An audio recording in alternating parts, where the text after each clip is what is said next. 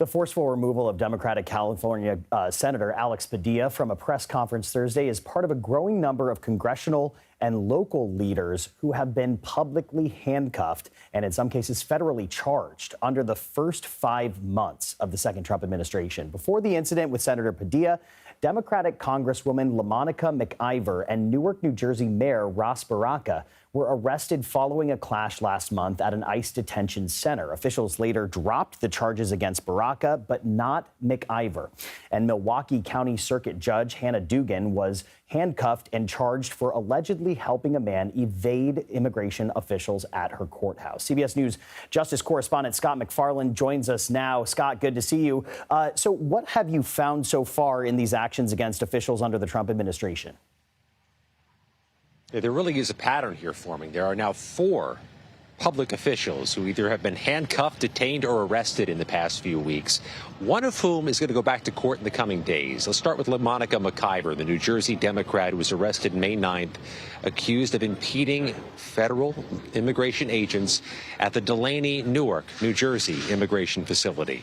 She's facing a felony criminal charge. She's facing the prospect of several years in prison if convicted. She has decried this criminal charge as politically motivated and inappropriate and not fitting for what actually happened May 9th. She'll appear for an arraignment on the federal charge June 25th, but she's just one.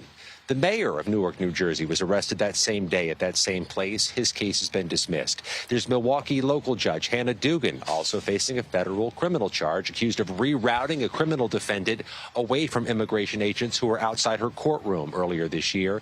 And then there's the matter of Senator Alex Padilla, handcuffed, not detained, not arrested. But all of this is a pattern the Trump administration is taking some political heat for. Scott, you're also monitoring a hearing today where Kilmar Abrego Garcia, the man who was wrongly deported to El Salvador in March before being returned to the U.S. to face federal charges.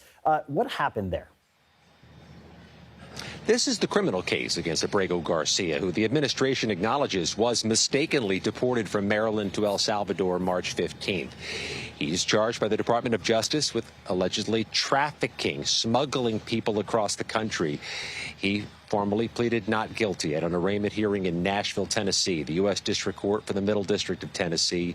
It did not come to a decision today as to whether he will remain detained until trial in that case, but he will remain detained in a lockup until future proceedings in this case. Of course, there's also the separate matter where in Maryland, his representatives are suing the Trump administration for allegedly, knowingly defying a court order to return Abrego Garcia to the United States months ago. So 2 different court battles involving Kilmar Abrego Garcia.